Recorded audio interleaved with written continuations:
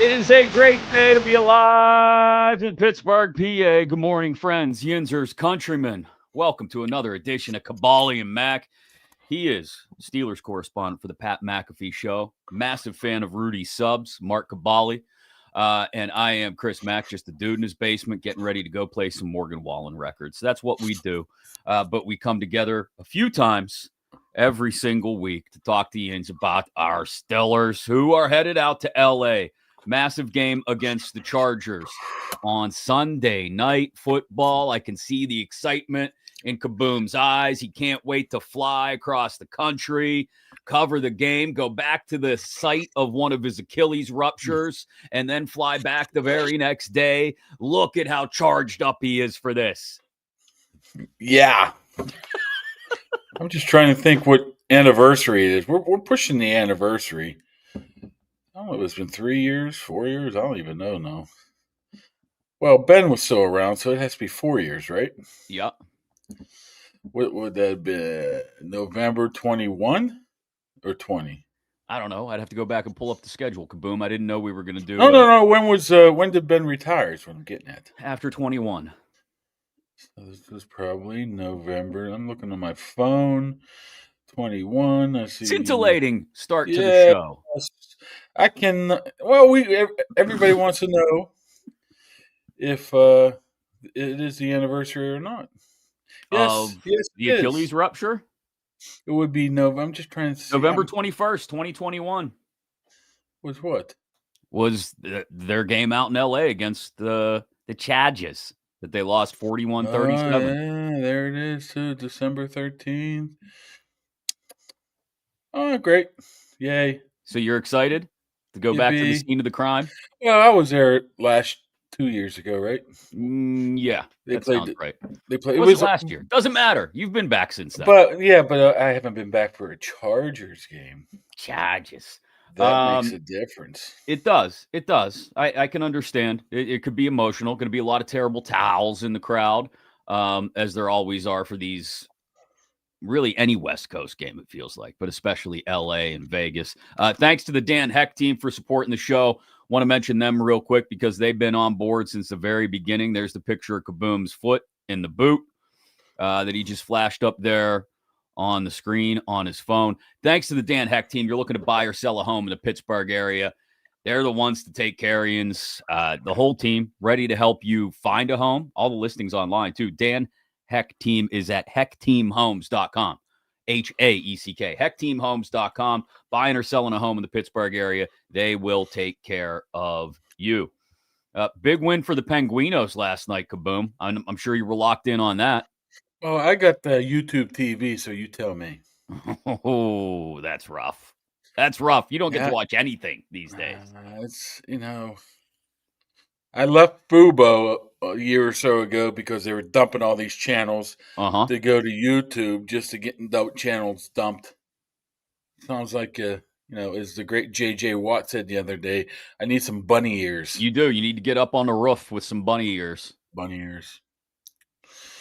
I don't even think you have to get on the roof, don't you? Don't you just plug things into your phone now? I mean, into your back of your USB port? I don't know. My bootleg cable doesn't allow me to do any of that. So I've been watching everything just fine.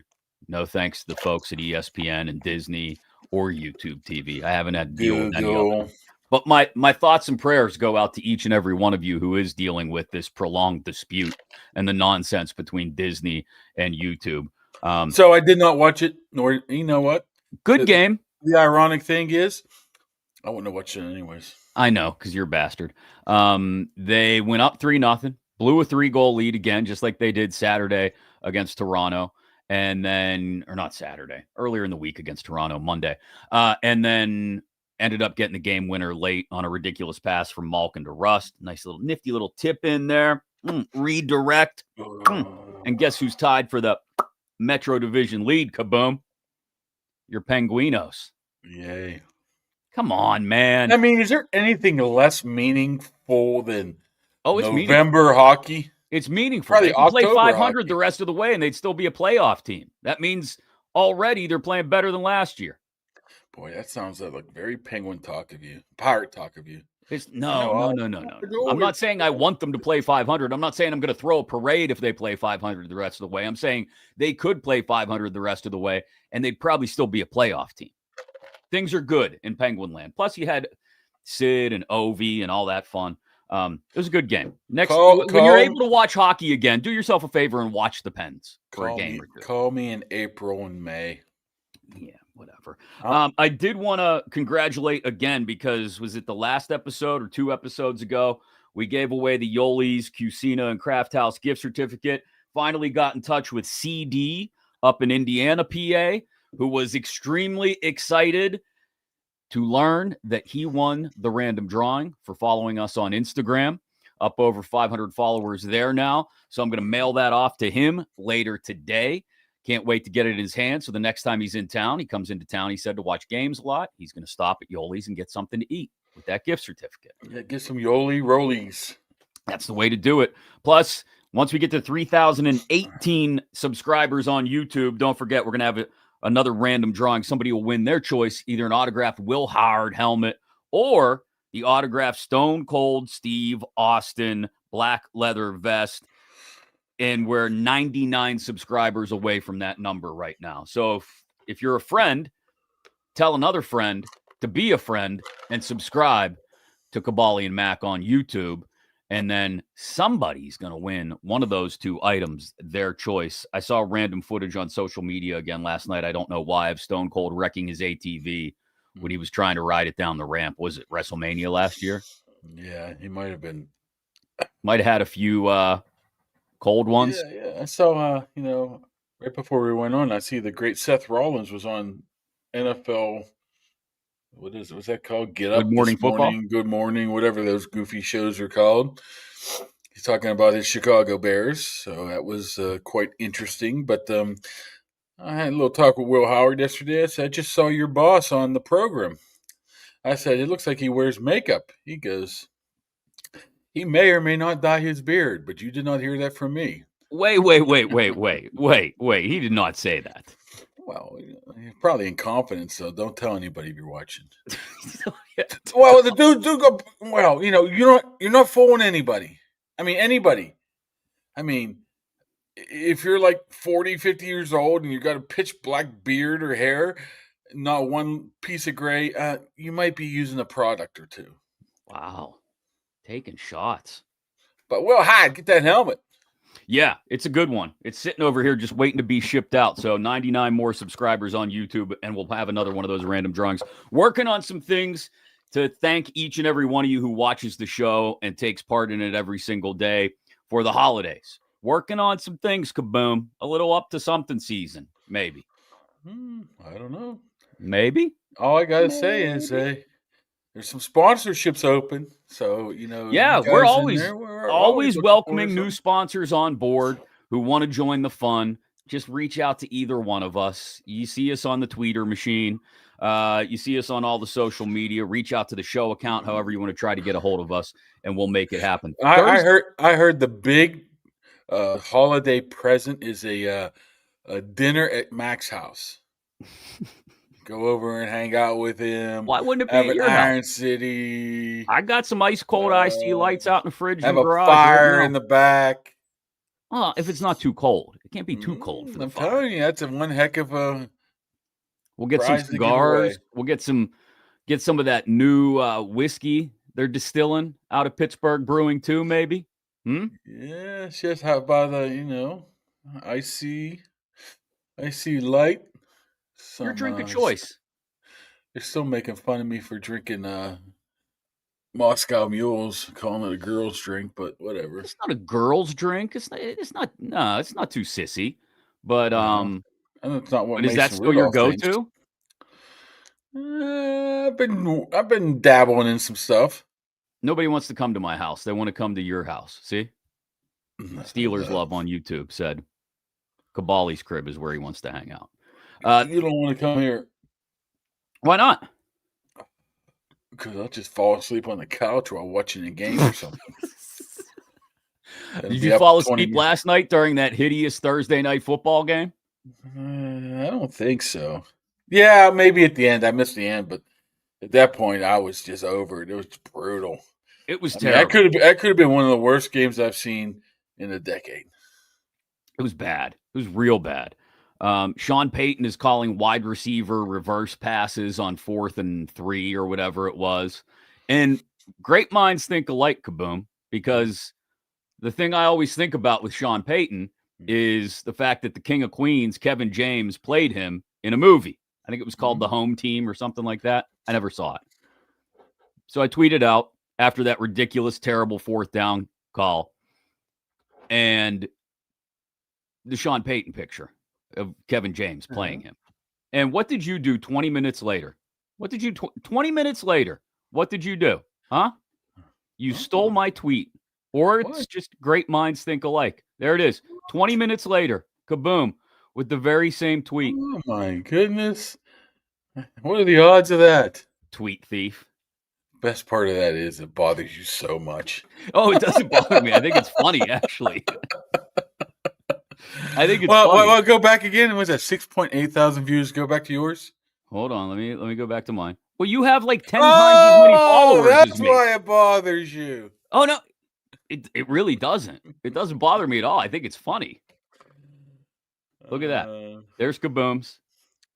There's mine. 10:35, 10:55. And then we had, I don't know who this guy is, but he always jumps in the mentions. He calls himself Salvador Yoga. Let me pull it up here. I think he's a Mon Valley guy. Oh, is he? Okay. And he had a problem with us making fun of Sean Payton.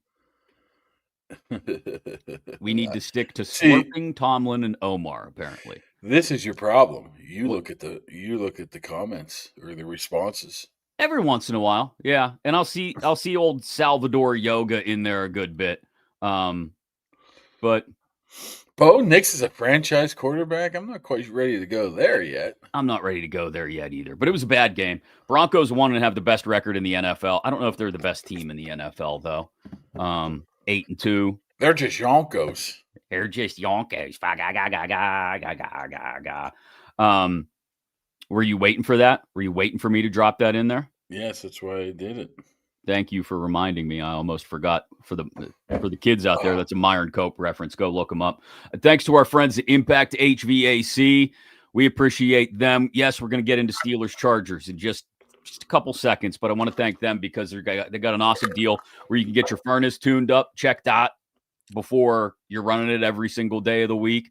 And they'll cut the price in half if you donate a new children's clothing item or toy that they will make sure gets to the Foster Love Project. So go to Impact HVAC PGH on Facebook. You can message them there. You can give them a call, 412-297-1852. Get that furnace checkup for just $39.99 instead of $79.99 if you donate that new piece of kids' clothing or kids' toy just in time for the holiday season and to get it in the hands of the Foster Love Project to help families with foster kids this holiday season. I hate to sound like a broken record, Mark, but I'll say it again. The Steelers defense, as much fun as it was to watch them fulfill all of their potential against the Colts last Sunday, 6 sacks, 6 turnovers, dominance of the best offense in the league statistically, I don't know if any of it means anything if they don't back it up this week against an absolutely beleaguered Chargers offensive line who are going out at the deadline and picking up spare offensive tackles because nobody else is healthy. This has got to be another, it doesn't have to be 6 sacks and 6 turnover type performance from the defense. But against this offensive line, who's allowed Justin Herbert to have the hell pressured out of him all year and a bunch of backups playing, they've really got to get in Herbert's kitchen from the very start. Like they can't warm up to the task for a quarter like they did last week. Yeah, I don't think that's going to be an issue. Like you said, I don't even know who's starting to tackle right now for them. Right now, I think. I don't know if it's Bobby Hart. I don't know if it's. I mean, are they going to throw Trevor Penning in there after 2 practices? Tough. Could be. Becton's still hurt. I'm not quite sure if he's playing. He practiced yesterday a little bit.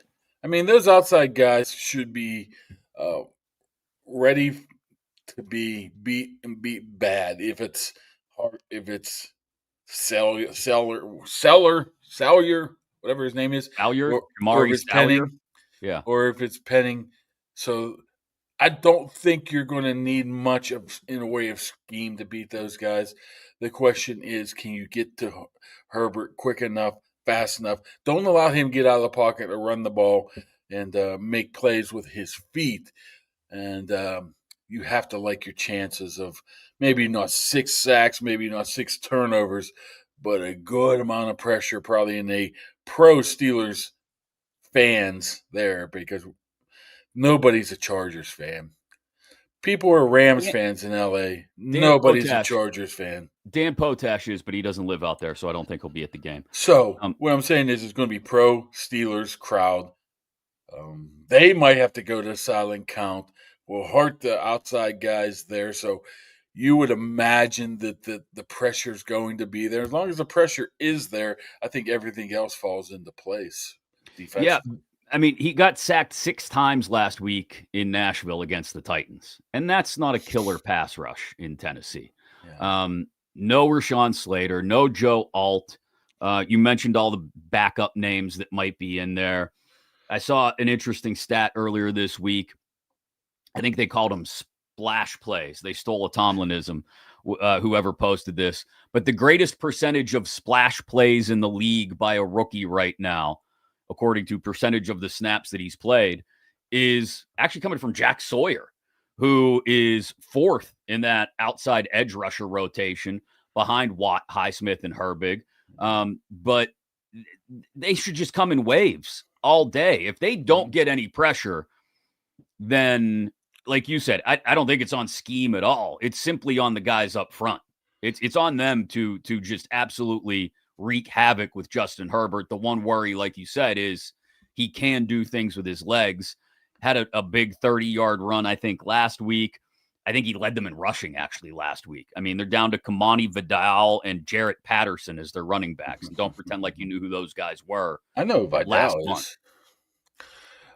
Plus, but the thing is they should have a upper hand because they've faced the Greg Roman offense so much, and they know what Harbaugh likes to do too. So it's not like they got great weapons on the outside. They got solid weapons. I'm not saying they don't. Solid. Gatson, Johnson, Allen, McConkey. I mean, they got solid weapons, but to be able to win this game, if you're the Chargers, I mean, it's going to have to be put all on Justin Herbert. And if it's put all on Justin Herbert, means he must not be getting pressured as much as you would think because of the offensive line.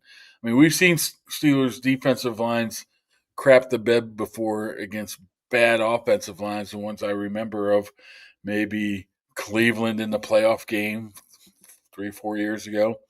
So I'm not saying it can't happen, but how they come on off of how dominant they were the last week, and they should do the same thing, stop the run. I mean, it's just a matter of.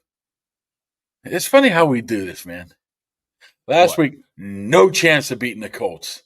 This week, man, it's going to be hard to hard to lose to the Chargers. Well, I think I think it's going to be hard for the Chargers. It should be. Let me put it that way. It should be hard for the Chargers offense to get anything going. I mean, like you said, their receiving core actually reminds me a lot of the Colts receiving core, and that there isn't like one in particular standout guy. They spread the ball around. You mentioned all of them: McConkey, Allen, Quentin Johnston when he holds onto the ball. They've got a great rookie tight end. In their case, it's Gadsden instead of Tyler Warren. So they can spread the ball around and they can do some damage. But when you look at the way the Steelers defense has been able to pressure quarterbacks into mistakes when they're actually creating pressure, go back to the Vikings game and Carson Wentz, go back to the Browns game and Dylan Gabriel. Now I understand it's a bit of a jump. You're not a Herbert fan, but it's a bit of a jump from Wentz and Gabriel to Herbert. But Herbert's still thrown 8 picks this year. I mean, you can get to him, force him into mistakes. Threw a pick 6 last week. This is the perfect opportunity for the Steelers defense to do what we said they have to do earlier in the week, which is start stacking quality performances on top of each other. And not only that, it's very important because of the team they're playing. when you look down the road and you potentially get into this scenario of tiebreakers. Yeah. I mean, it's very important to have AFC wins. AFC wins against quality opponents, and especially if you're looking to break ties in an AFC West where you don't know if it's going to be the Chiefs, Chargers, Broncos. One of those teams are going to be in that spot where you might have to, if you don't win the division, to be able to get in. So that's why. I mean, that and they've had some pretty quality wins. If you think this would just be another one of those that you could just put in your resume, you throw the Patriots game, you throw the Colts game, you throw the Chargers game. I'd have to go and look, but I'd be hard pressed to say any other team in the league would have a that much success against three quality teams like that so far, halfway through the year. Yeah, Chargers, Colts, and Patriot wins. Yeah, that's a good point. They've won the right games, right? Like the games they've lost, Seattle and Green Bay in particular. I mean, once again, though, those are two really good teams. So we talk about, well, their schedule's getting tougher down the back end of it. No, their schedule was tough pretty early in the season. Yeah, this is why you back in April May when the schedule came out, and I wanted to talk about it for an entire show. You laughed at me and just ignored me. I do that all the time, but I mean, more so than usual. Yeah, that's right. You never know. I mean, the win you thought was going to be tough was what? Maybe, I guess, Cleveland. Who knows? But the Jets won. But the Jets had something to play for at that point. I mean, if you win this game, you got three quality wins, and you played the Packers pretty doggone good for a half. So I don't think anything else will be plus more after difficult this down the road. Plus, after this, not to look ahead too much, but if they do play up to what expectations should be against the Chargers, which again is the defense creating pressure. We'll get to the offense in a second. Then you get Cincy at home next week. AFC North games never go the same way the second time around that they do the first time around. And then you got the trip to Chicago. I think there's still a big question mark about what the Bears actually are, despite that wild win over Cincy last week, before you get Buffalo at home, which could be another massive one. Given the way things are going in the AFC East, you might be battling for position amongst the wild card teams with Buffalo, too. I forgot. Yeah, they're coming up in a couple of weeks, too. Yeah. I mean, everything's in front of them right now. If they don't have to win all their games. They win the right games. Yeah. They beat the Baltimores and the Buffaloes and the Chargers, and you're in good position right now. But we're both on the same page. We talk about the Bears. You don't know what team you're getting. You could say the same thing about the Steelers. I don't know what Steelers defense is showing up. I mean, after a quarter and a half, we can really figure it out. I can't even say a quarter anymore because we've seen things switch so quickly right there. But you got to start being more consistent on the defensive side of the ball. And you would think to have basically the same lineup in there for 2 straight weeks should help that. So. Should. We'll get to the injury report because the one name that I saw people had some questions about in the chat and another name that's worth asking about are both on the offensive side of the ball. First, I want to thank our friends at Higgins Professional Painting for supporting the show. Have them come by and at least give you an estimate and talk to you about the kind of work they can do. Interior, exterior painting.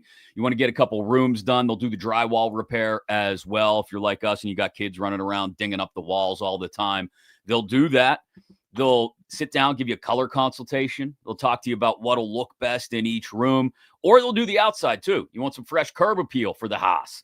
By all means, they're the ones to take care of it. You got your own business. They do commercial and industrial painting as well. They are the people to get a hold of, our friends at Higgins Professional Painting. Again, you can schedule that estimate for your project right now by giving them a call at 412-344-0480 or just go to higginsprofessional.com. We appreciate them supporting the show as well. So the injuries I mentioned.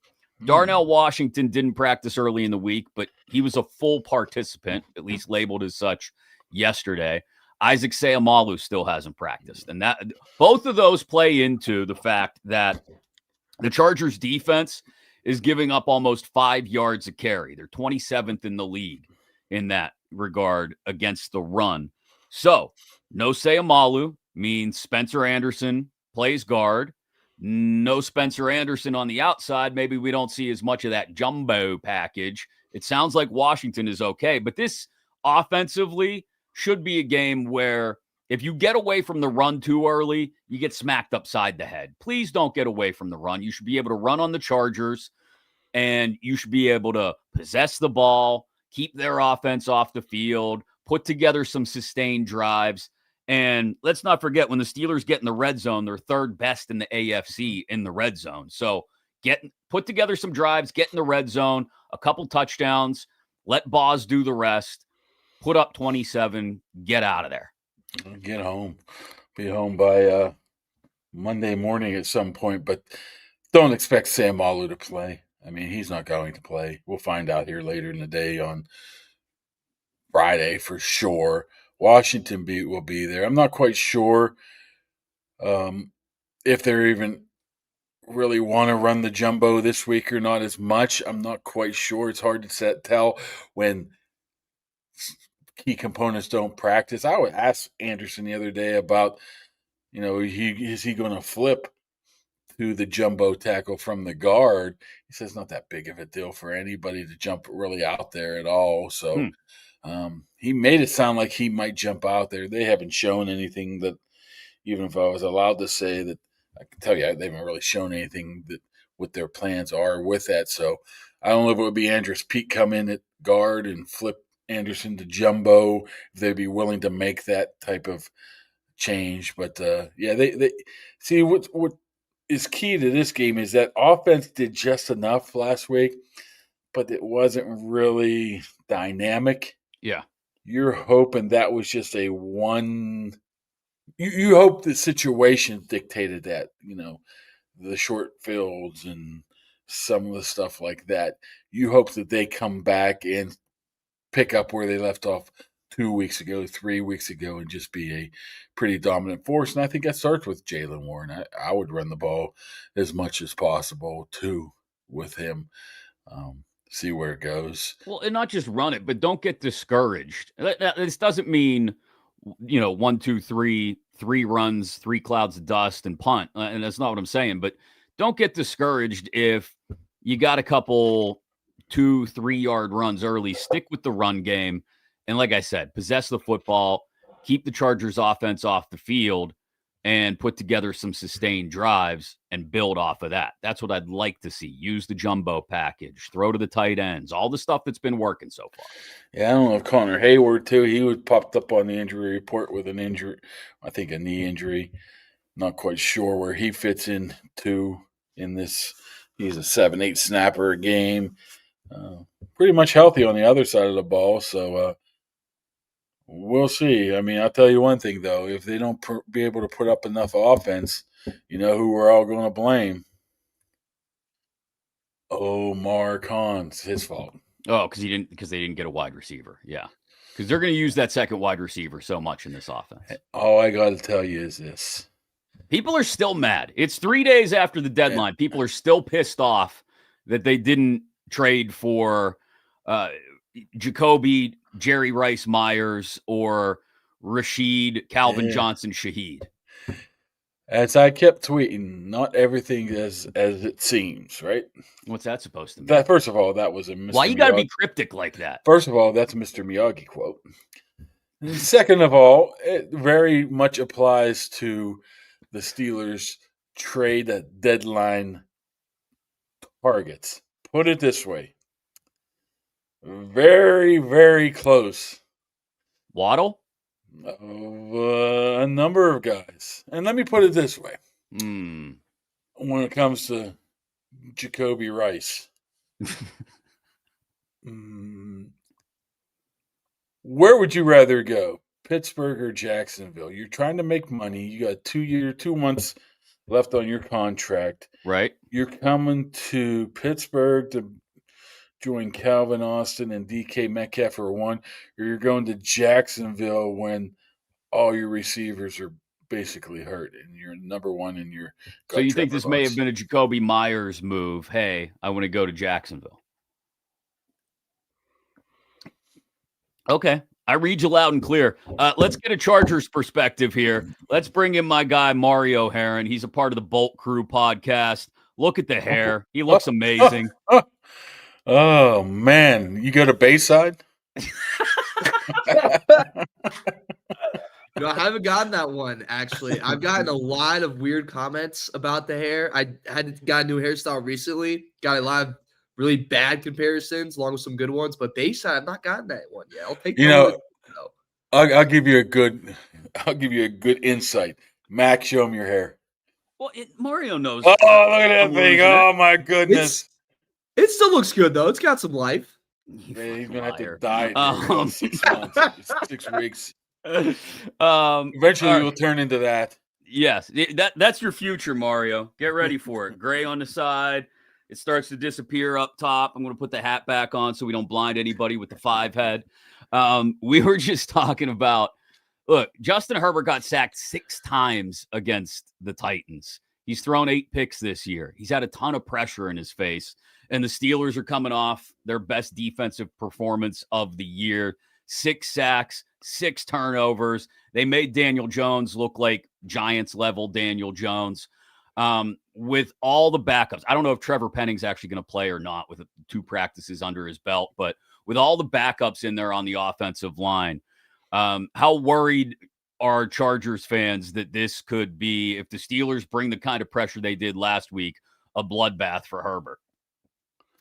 It's a 10 out of 10 worry scale. It's very concerning. Look at this team. You know, Mac, when we would do BetMGM game days and Jason Longford had that crazy comparison with the Niners offensive line with Trent Williams and without Trent Williams. Yeah. That's how it is with Joe Alt. When Joe Alt's out there, they average around 27 points per game. When he's not out there, they average around 21. Herbert's passing yards go down about 15 yards when he does not have Joe Alt out there. His scrimmage yards also go up dramatically because he's always under pressure. He's always running for his life, and our run game takes a hit as well. So the worry for the Charger fans is very, very high. They're also people are not really happy with the front office and how they handle the front. You know, you have Harbaugh that preaches trenches. You know, we're going to dominate that. And our offensive line is filled with a bunch of guys that could play JV football at Noblesville High School. You know, like it's just not looking very good right now. So it's TJ Watt coming to town, Hayward coming into town. That's the part that can get a little frightening. And Steelers fans travel. Give up, you know, all respect to you Pittsburgh guys. You guys go everywhere for that team. So if there's just one couple hits, that stadium turns from a home game to an away game pretty quick. Well, they go everywhere except Green Bay Sunday night games at Acrisure. They tend to stay home for those ones while they have a side. I mean, I wouldn't want to go to Wisconsin either. Green Bay, I'm all set. Thank you, though. Well, is Penning going to be able to play? What do you think the view is on him so far? I know it's quick turnaround, but when you're desperate, you do desperate things. I expect him to play. I expected him to see a lot of tick, to be honest with you, because, like I said, the guys you have all before him are guys you just kind of picked up off the street. He has a lot more experience than other guys in that locker room. So I think he'll play majority of the snaps come Sunday. And, too, Greg Roman has been doing a lot of – if you're not in as lineman, you're right next to Herbert when it's 3rd and 15 or whatever, just to give that extra protection for Herbert so he can survey the field. Because if he has time, guys, this receiver core is lethal. Like they got some guys that can ball. But it's just all depends on if he has time to survey the field, maybe take a look at his girlfriend Madison Beer in the stands, and then throw the football. How surprised are you at Gadsden that he's come in and made an immediate impact? Because as a Steelers fan, a lot of us have a constant, sometimes irrational, but it usually ends up getting proven, irrational worry about tight ends just gashing the Steelers secondary in the middle of the field. They shut down Tyler Warren for the most part last week, but Gadsden has been a key to them. He's had some massive games this year. So I want to pat myself on the back a little bit here. You guys can go ahead and watch the film back. Bolt Crew podcast available wherever you get your podcast. After the draft, that was one of the players we loved. We thought this guy could be a go-to, tight end for Herbert. We're missing that kind of passing tight end, and even in his profile, it said he's more of a receiver than tight end. Really, even in training camp, they really hyped him up. And we kind of expected a slow drip, if you will, of him getting involved in this offense. He did a similar thing with Ladd where Ladd in the beginning part of the year wasn't really involved in the offense. Then, second half of the year, even the playoff game, he sets a record for most receiving yards by a rookie. Like, it's just this massive jump. But now we're seeing that with Gaston. And Mack, I think he tweeted not too long ago, it was like death, taxes, and tight ends dominating the Pittsburgh Steelers defense. I'm paraphrasing, but it was something along those lines. Like that. Yeah. I expect the same thing for him. And it's not what he does, with his route running. It's not what he does with his ability to catch football, but it's what he's been able to do with his yak. His ability to extend plays, run after the catch, and he runs like he's a really big, Gronk type of tight end where he tucks it really high. And I'm like, dude, you're like a Slim Jim. You can, get a little dancey with it, a little Walter Payton action. Hey, put the football out here if you want to. But he's been a great surprise for the Los Angeles Chargers so far. I expect a big game from him on Sunday. We know what Harbaugh likes to do. We know what Greg Roman wants to do. But all of a sudden, like we were talking, they don't have the horses up front. They don't have the horses in back either, with Najee out and Hampton out. How has those guys, Roman and Harbaugh, been able to adapt without, the way they want to play the game of football? It's very simple. If you are really bad at, stopping the run, we're going to have a career day. Like, take the overs and everything and any app that you use. Sorry, but fancy. But if you have an above average defense and stopping the run, Roman and Harbaugh very quickly abandoned it. Gone. It's evaporated. And next thing you know, it's air raid all day. We've seen it happen in multiple games this year. We saw it happen in the Dolphins game, but kind of banned it early. The Colts game, when it was like Kittle just put icy hot on that shoulder for Herbert after that game because he just threw and threw and threw. 391 yards passing. He, ended with because it was just that was the only way they could advance the football. So at first, they will do anything they can to start it. But as soon as it's not working, Greg Roman throws it out. Harbaugh throws it out. And they're just going to go, we're going to throw the ball as much as we can and rely on the best player on our team, and Justin Herbert. What about on the other side? Because I looked it up, and it surprised me that they're giving up nearly 5 yards a carry on the ground. The Chargers defense a few years ago was stacked with names. It's gotten younger up front, in the front seven especially. I think they've got some good linebackers, especially as far as coverage goes. They brought in Dante Jackson on the outside. I was a big fan of him when he was here. He's a great human. Nice guy. Yeah, Dante was great. But there's not a lot of, at least it looks like to me, playmakers on the defensive side of the ball. And again, they're getting gashed on the ground.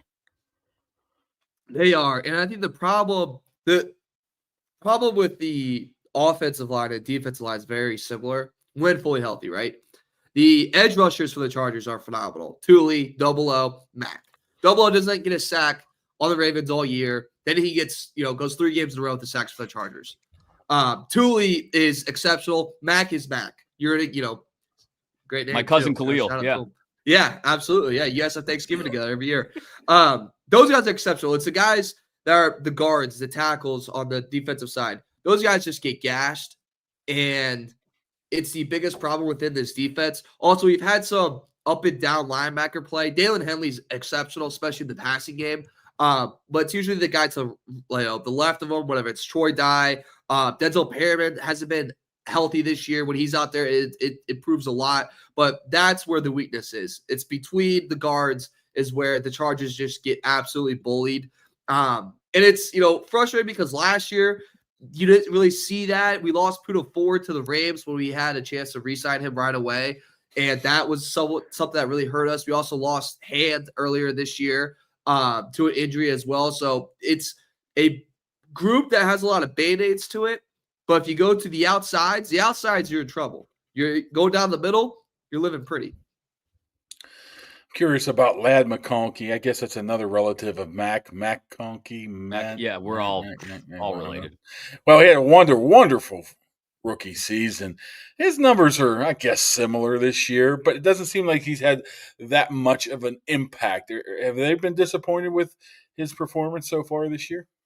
People have been mad about his drops. He had a couple bad ones where, I had a coach in high school that would say, you got to eat the football before you catch the football. And then he said that every time would just get domed in the face by a pass. And that happened to Ladd. Like, he had to eat it before he caught it. And then he kind of fixes that later on. I think that is the frustration so far. But at the same time, this receiving core from last year to this year is completely different. You had Keenan Allen, who has a lot more in the tank, and that's Herbert's best friend. You had Gaston, that's a very, very reliable target in the passing game. Quentin Johnston's taken a step and actually been pretty big for this team. Then you had Trey Harris in the draft from Ole Miss. They've gotten him started a little bit. I think you could probably put a little bit more on his plate with Trey Harris. So it just hasn't been the same amount of volume to Ladd because the core is just better. You can trust other guys to get open. And I think that's where, fantasy-wise, people are like, oh, Ladd was supposed to be a receiver or whatever, and now he's this. Well, it's just like, there's a lot more options. It's not just him out there. And I think that's better for him too, Mac, because when it was just him all day, I'm a short, I love the short kings out there. I love the small guys. I'm always rooting for them. But that's a lot of hits for the little guy. And I get a little worried every time. When your head's bigger than your body, that's not good. That's Mac. Yeah. I mean, he does have. Just ask him. Oh, you're talking about the act. Okay. Yeah. I know where you're going with them. Thanks. Yeah. It's all about the ocean or the waves. Exactly. Oh my. Well, he does have 2 kids. The Chargers in-game entertainment crew. I think they learned from, what was it, 19, when they tried to mock the Steelers by playing Renegade in the middle of the third quarter. I think it's fair to say they learned their lesson. That was what was that called? What was that called, Mac? The old I forget what that's called. Where they start playing a different song. Rick Roll or that was the Rick Roll. They Renegade rolled them is what they did, but it backfired.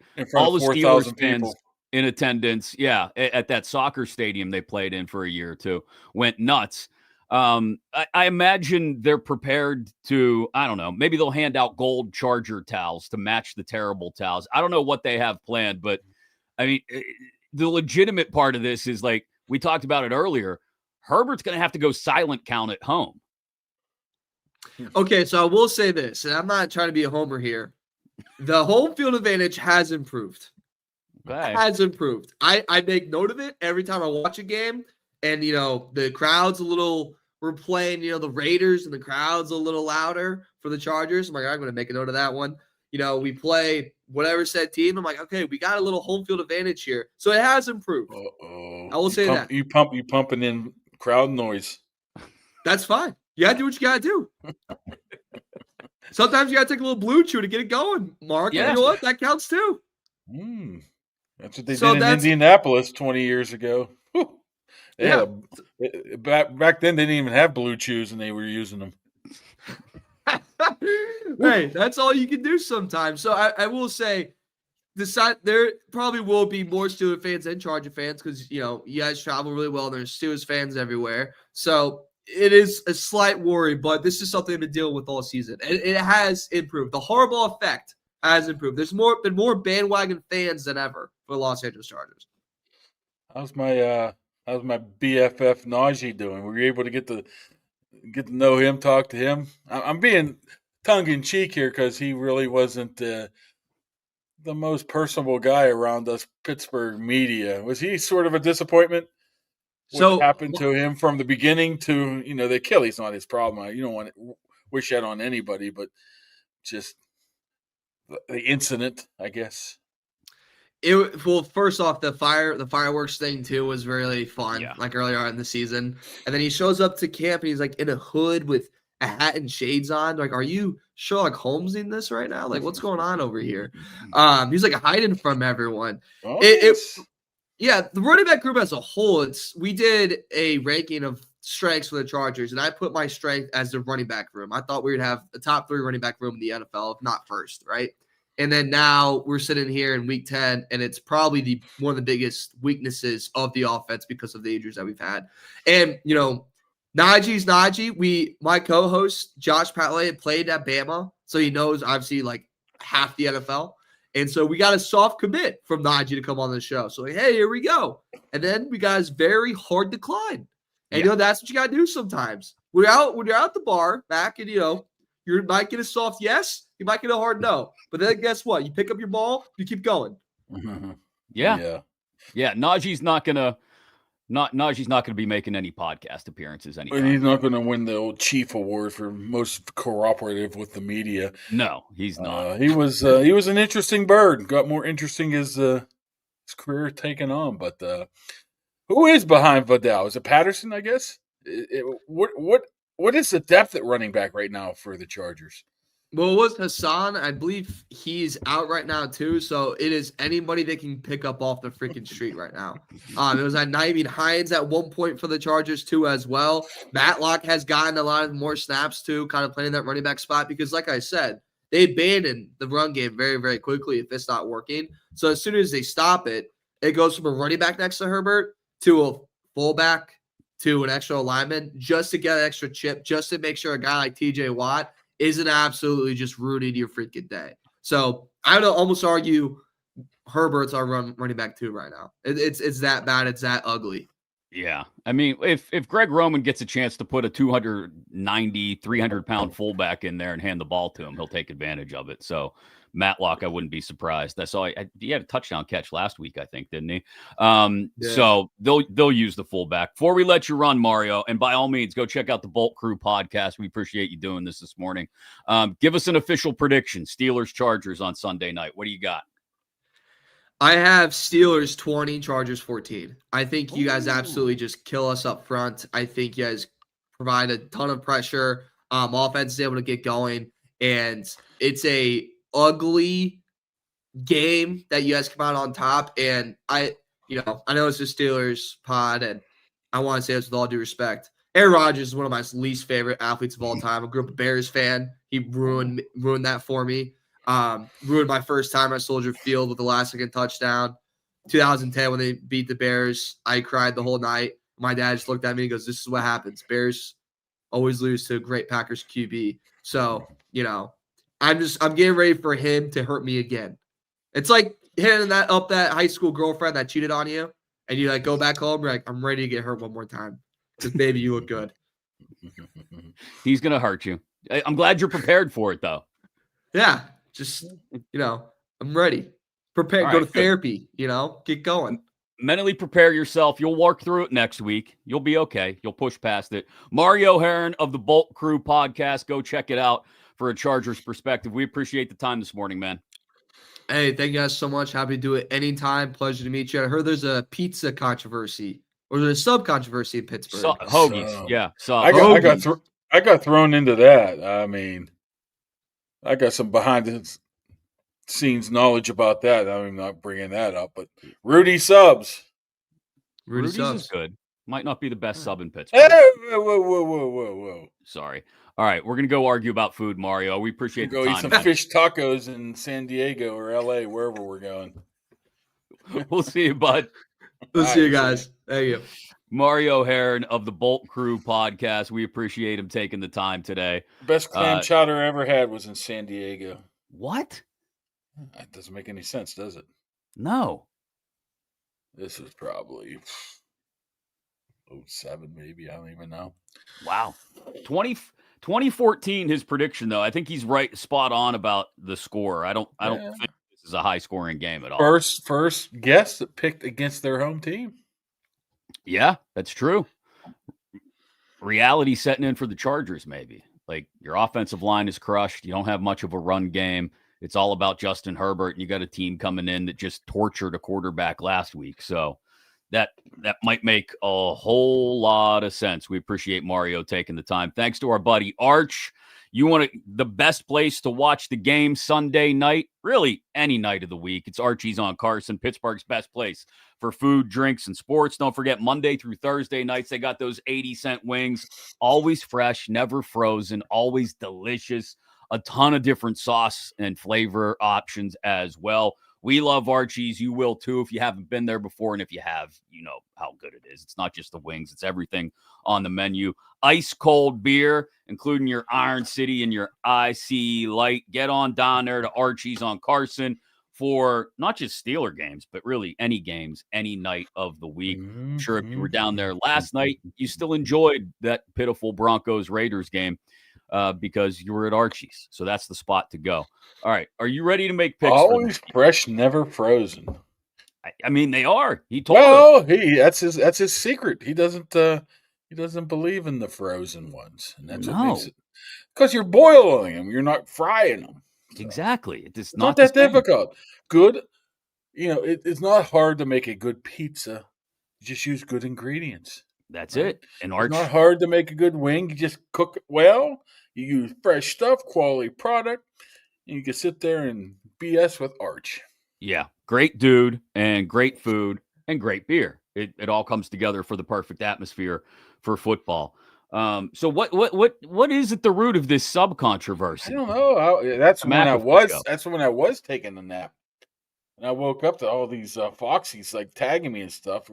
Somebody apparently in the Thunderdome behind the closed doors said that Rudy's was not the best of subs in Pittsburgh. Was this a Pittsburgh guy who said this? I'm not trying to throw anybody under the bus.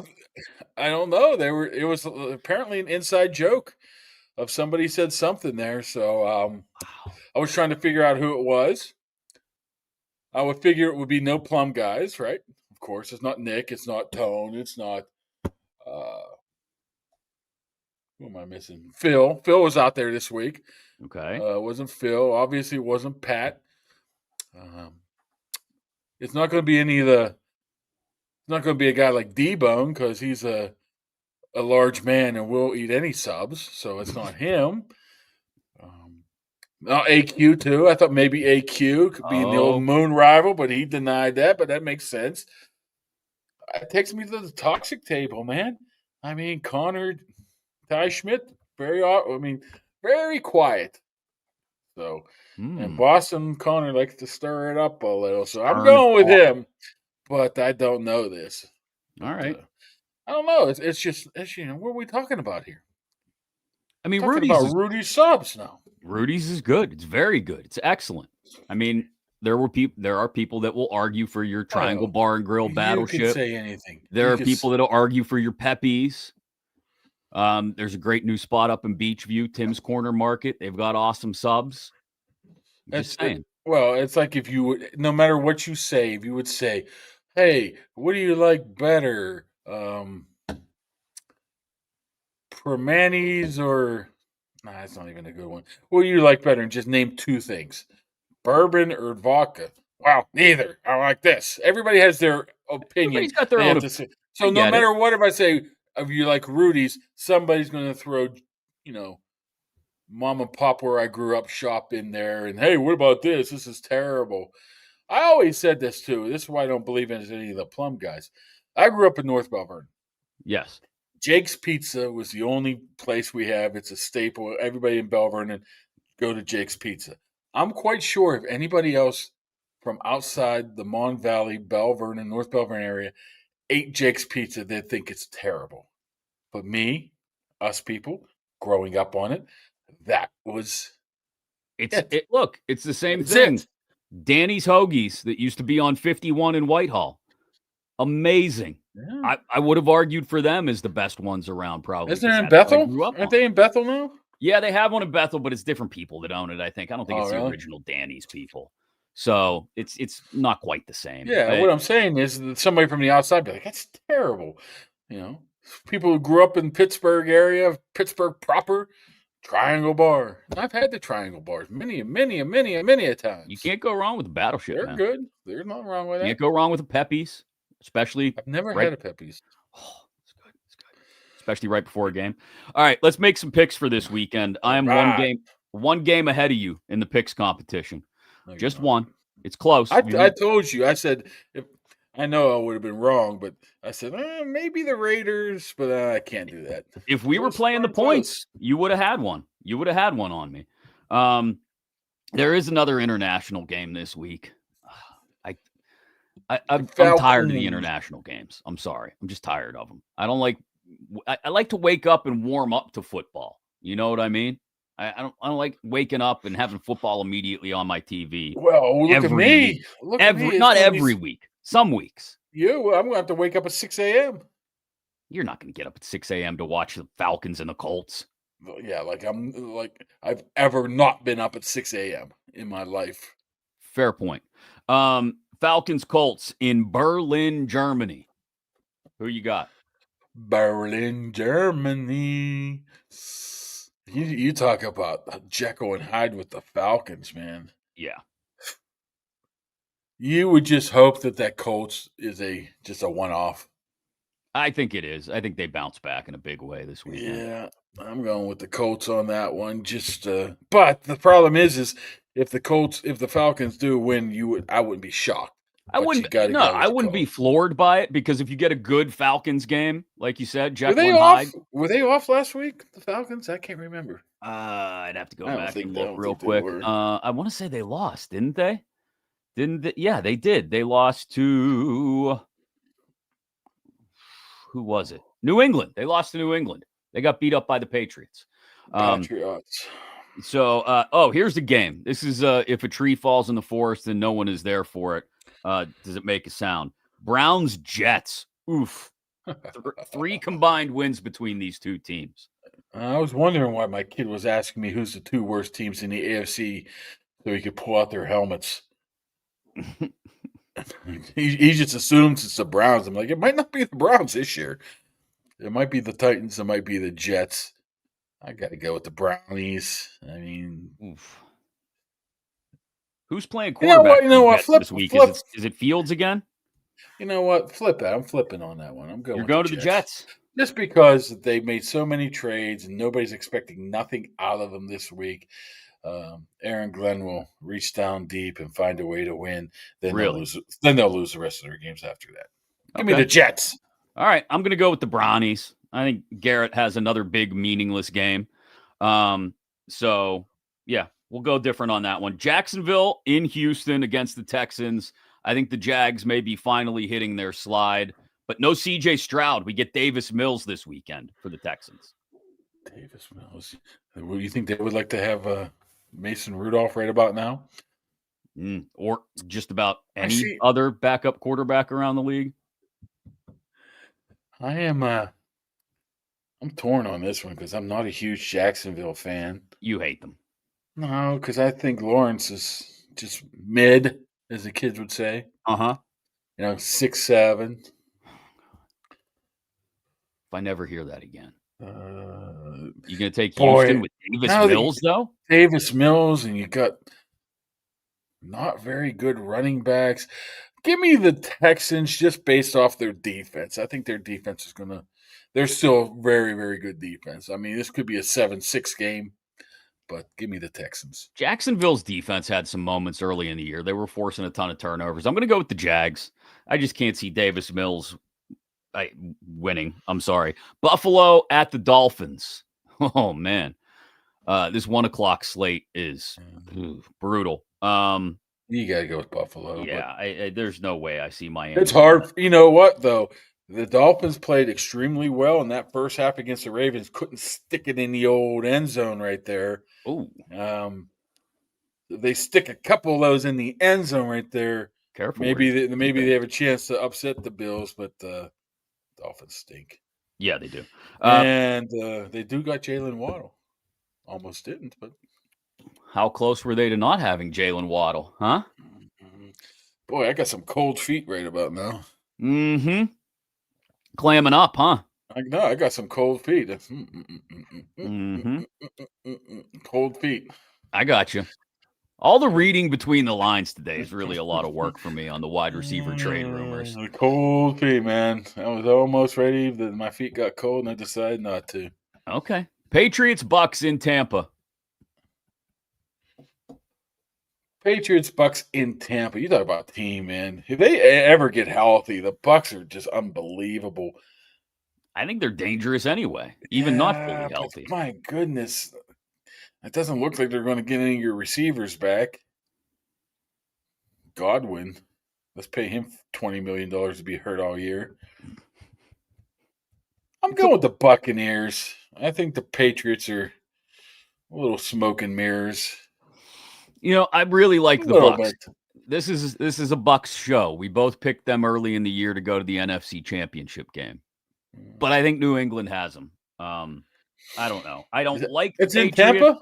It's in Tampa. I don't like the Patriots. I don't like Vrabel, but Drake May has just been really, really good. You mean Tom Brady's clone? Yeah, he cloned himself just like he cloned his dog. Yeah. Like I said, the entire evil empire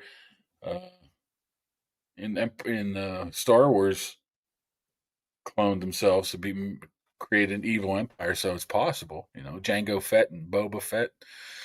He got an unaltered one, Jango, and that was Boba. So it's been done before to create an evil empire. Fair point. All right, Giants at the Bears. Giants at the Bears. God, I don't know what to think about this one. Bears defense is hell better. of a game in 1984, 85. Oh, all the whole late 80s. This is a hell of a game. Yeah, throw the Rams in there maybe, and it'll be great. I'm just going with the home team. Bears. Yeah, the Bears. Baltimore. This is a big one. Ravens at the Vikings. You know what? I'm going upset city, baby. Minnesota? I'm going the Minnesota Vikings. I think, first of all, Minnesota is not an easy place to play. It's very, very, very loud. I think McCarthy got some of that it factor. Maybe not put up the ton of stats, but finds a way to get W's. Mm-hmm. And I think Baltimore just, I think they were flawed defensively last year, and last week, and they just got away with it. Yeah, I'm almost ready to admit that I may be wrong about J.J. McCarthy. I may be wrong about J.J. He's only played like one game. He looked decent early in the year before he got hurt. And like you said, Baltimore's defense is now they are fully healthy again. So that is an advantage in their favor. 10 days off. Yeah. You know what? I'm talking myself into the Ravens here. You know what? I'm going to go Baltimore. I'm not 100% in that corner. I think the Vikings could pull off the upset, and I wouldn't be shocked, but I'm going to go Baltimore. New Orleans, Carolina. Carolina has 5 wins, Kaboom. They are 5-4. Now, I saw the rest of their schedule. It's not promising. I think they're going to struggle to get to 8 wins. But they're 5-4 right now, and like 3 years after being drafted, Bryce Young finally looks like he might be figuring some things out because he's got a couple weapons, and the Saints are trash. Yep, Saints are trash. This is where you insert your Sean Payton for the home team. By the way, Brian Garrett was all really upset about that on the comments. What's he upset? We were more making fun of the movie because the movie was awful. Well, and it's just silly that they had the King of Queens. They had Kevin James playing Sean Payton. It was just an awful. And what was his assistant? Shark Boy from Shark Boy and Lava Girl. That's all I remember him from. I honestly never saw the movie. I've just seen the screenshots. So I don't know anything about that movie other than the fact that it's the Taylor Lautner's his assistant coach. The weirdest it's a terrible decision movie in film history to put Kevin James in as Sean Payton. Anyway, Saints Panthers. Who are you taking? Saints Panthers. I mean, I don't want to pick the Panthers. I really don't. I am. I'm taking Carolina. Saints at Panthers. Yes. It's all Rico Dowdle. He's the one. We made fun of him a month and a half ago. Actually, you did. Yeah, I still make fun of him. I mean, I guess we'll just go with the lesser of two evils and just go with the Panthers. But, all right, man. Arizona, Seattle. Arizona, Seattle. In Seattle this time. They played a couple weeks ago in Arizona. That was the one where I think, if I remember correctly, did the Cardinals steal that game, or did Seattle steal it at the buzzer? Seattle stole it at the buzzer, right? Yeah. Jacoby Brissett looking like a star. They really don't have go that far. Looking better than Kyler Murray, which is a low bar. 280 a game. I assumed I watched the game on Monday. I pretended in my head that I watched it, so I couldn't tell you how good or bad he looked. I can't pick against Seattle. Seattle's just very, very solid squad. They added now another receiver, another weapon. Defense good in Seattle. Nah, give me Seahawks. You almost talked me into taking the Cardinals. Almost. But I'm going to go Seattle too. Just because it was a close game last time. It was in Arizona. And the Cardinals did that thing where they screwed things up at the end, which they're very good at. But I'll go Seattle. Detroit in Washington. The Commanders are a mess. Detroit in Washington. Yeah. Who's their quarterback? Mariota. Yep.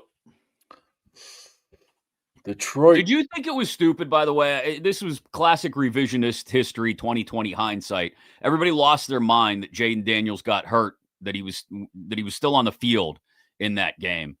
I didn't necessarily have a problem with it.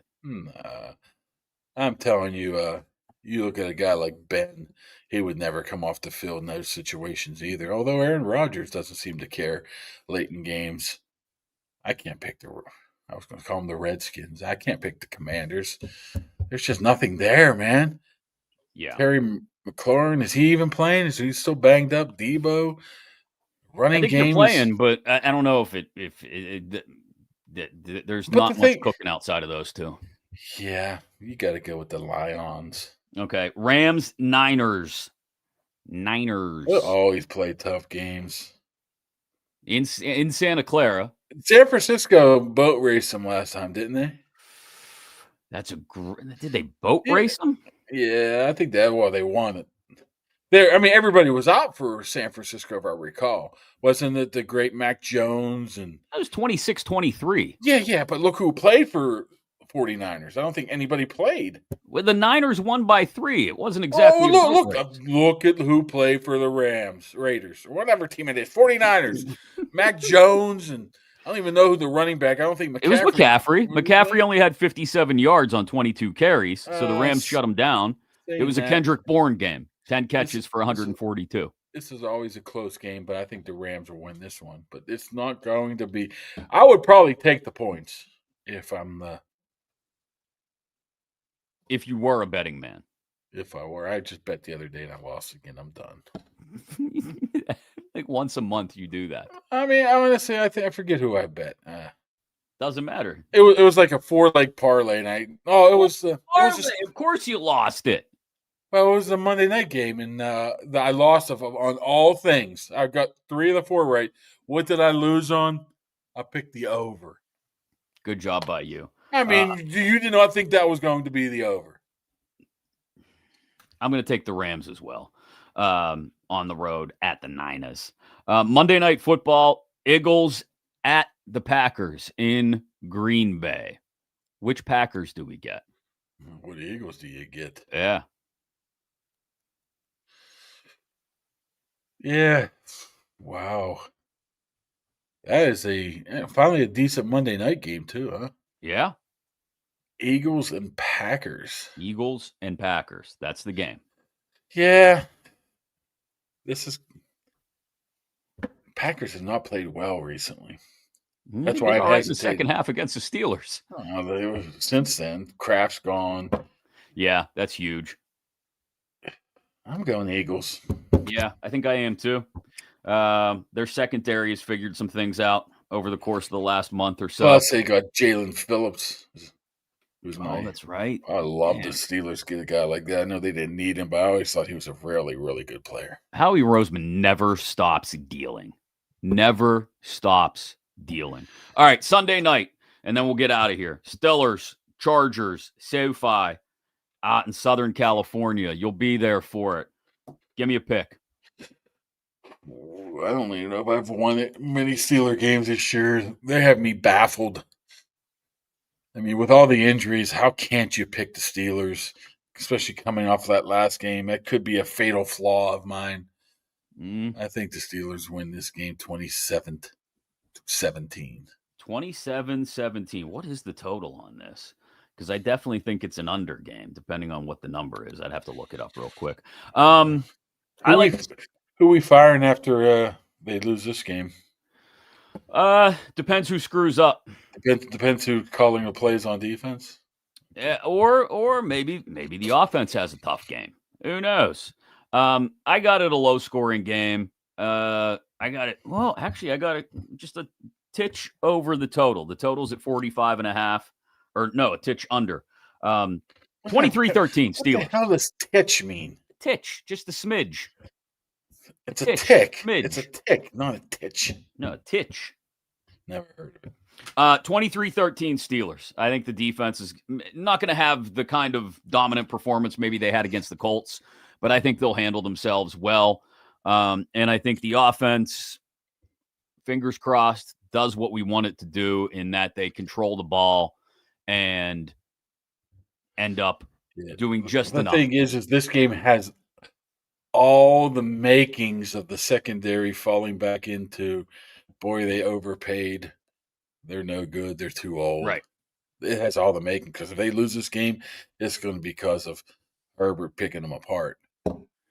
Yeah, I'm curious to see how because Mario, who we had on from the Bolt Crew podcast, made a good point. If the Chargers can't get the run game going at all, they'll just abandon it and go to the quick passing game. And we've seen the quick passing game burn the Steelers in a big way. So does that give, if you're the Chargers, does that give you hope that you neutralize the pass rush with the quick pass game? That could be a worry. That's why they play the games. Thanks to Pony's burner, Brian Garrett, who's calling us knee jerk because we had the Steelers losing to the Colts last week. If you're going to call it for what it is, just jerks. Just jerks. It's hard. I mean, it's hard. You watch it all and you try to figure this out, then you get a team that doesn't show up, then they do show up. I mean, it's very hard to be able to get a good feel for this team one way or another. I mean, you don't want to hear it, but they can go in there and whip the Chargers, or they can go in there and get whipped by the Chargers. We're not knee-jerk. It's just reality. Yeah, they're right there in the muddy middle with teams like, well, the Chargers. Until they start proving they can. Yeah, until they stack some performances, which, like I said, my hope is that I'd love to have a boring game Sunday night. And what I mean by that is, you force a couple turnovers, you get a few sacks, but it's a low scoring ball control kind of game. And maybe you doze off in the fourth quarter for a bit and you wake up at the end, you go, yeah, all right, there we go. 23-13. Steelers put it away late. I feel good about this. But like you said, you never know. It's the NFL. I mean, it's not like you look at practice, and I watch practice every day, and you can't glean anything off of that. So, they look like they're prepared. Tomlin doesn't. It's the same every single week. It's just when they step on the field, are they going to perform in those first 15 to 20 minutes? And that normally determines if they're going to be ready for the task or not. And it's the NFL, right? Hey, Phil. Phil jumped in the chat to once again proclaim Rudy's the best sub probably in the world. Well, Phil, Pittsburgh. Phil, you got to get to the bottom of this. Who is the